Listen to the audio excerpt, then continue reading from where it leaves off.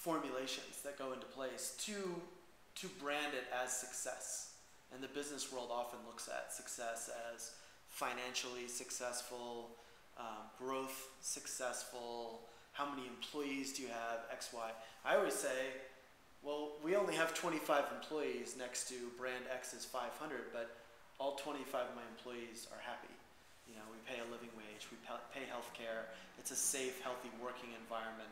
So isn't that part of success? And unfortunately, the business world, as of yet, doesn't really consider that to be successful.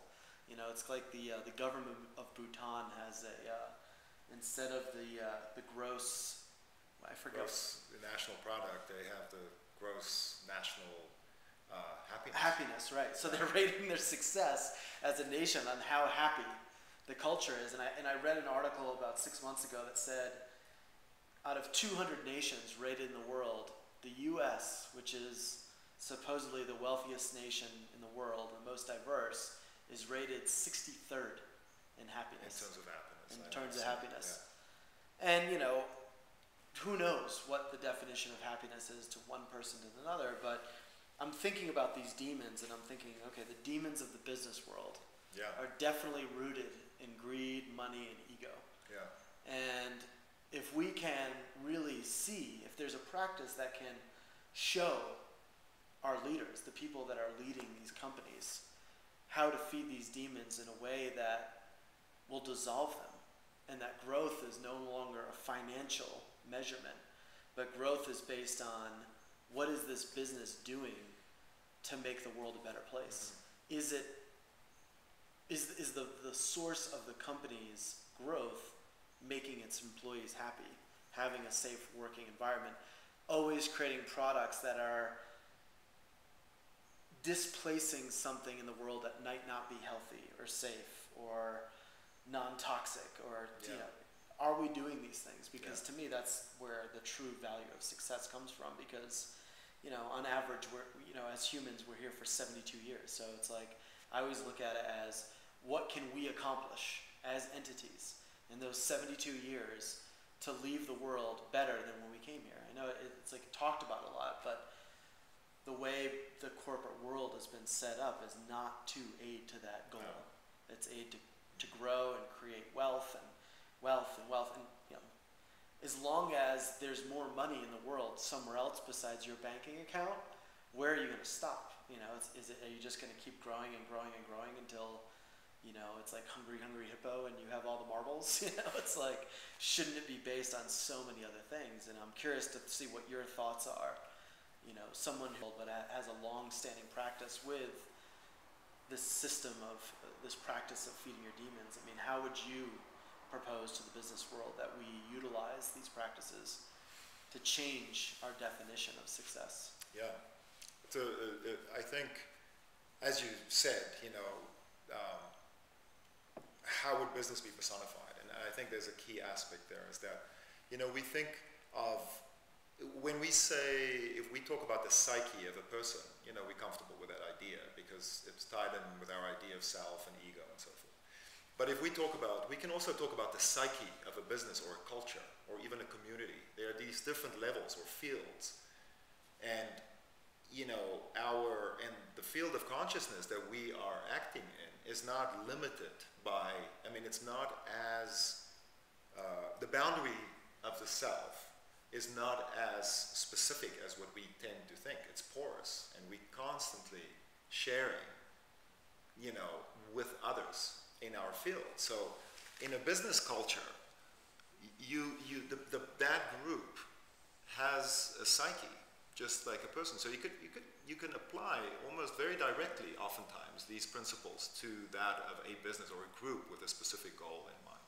Now, the thing I think, the other interesting thing is that business or businesses don't think of themselves like that, and they think of themselves very often in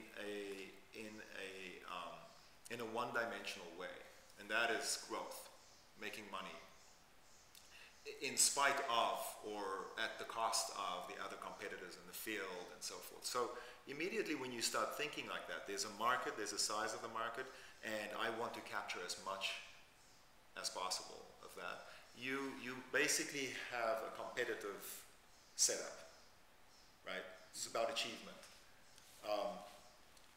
But if you look at a business and you bring all these other aspects that are also important. So if you think of your own life, you're a businessman, but you don't just think business the whole time. There are a whole array, a whole multidimensional aspect of your personality that you think of and that you want to satisfy and that you work on in all these different aspects.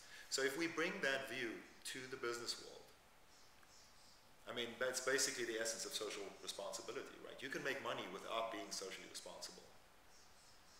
So why are you socially responsible? Because you're bringing an additional metric, an additional value, something that you care about that doesn't necessarily make business sense now. It's making more and more business sense in this culture that we're in now, of course. But there's something else that brings you to that. It's a more holistic view. It's a more expanded view of the world and how integrated it is. So I think in business, how these things can be valuable is look at the business, look at the health of the culture of the business and make it multidimensional. Make it like a living organism that is existing within, you know, a larger context, within a world that is fluid and that's moving.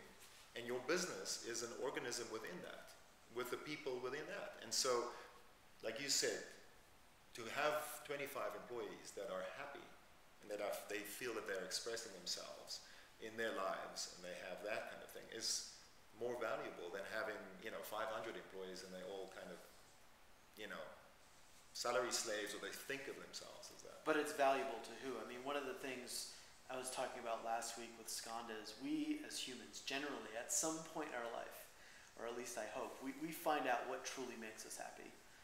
And all the time, not a percentage of the time, but all the time, we know that it's not things that people perceive to bring happiness, like new things, cars, money, so forth and so on.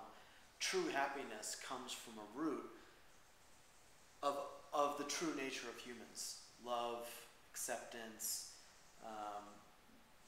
you know, success based on what is real to you.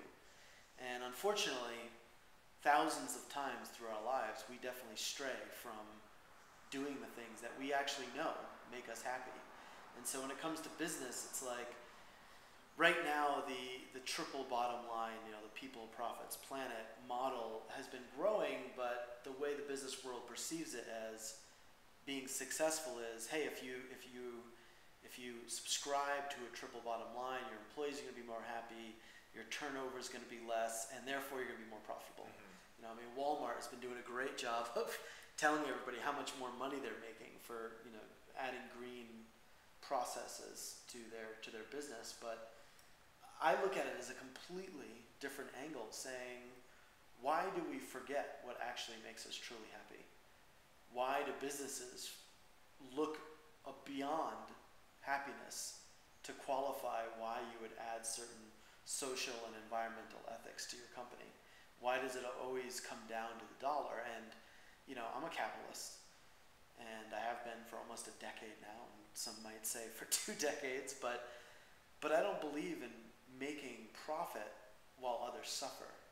And so, you know, people will always say, well, as long as you are in the business world and you're making something, you're creating suffering somewhere. But processes can be put into place that are ending suffering. So in the Tonglen practice, you know, it's all about absorbing suffering, either from one person or a country or the world, and exhaling compassion. And you know, for me, and my ultimate goal with business is to be looking out in the world and inhaling the suffering and exhaling solutions that are consumer packaged goods, you know, and whether it be we've created a product that is helping microfinance cooperatives in developing countries, or we're displacing something that we find to be completely unhealthy in the market. At the end of the day, like, why put out something if it's not helping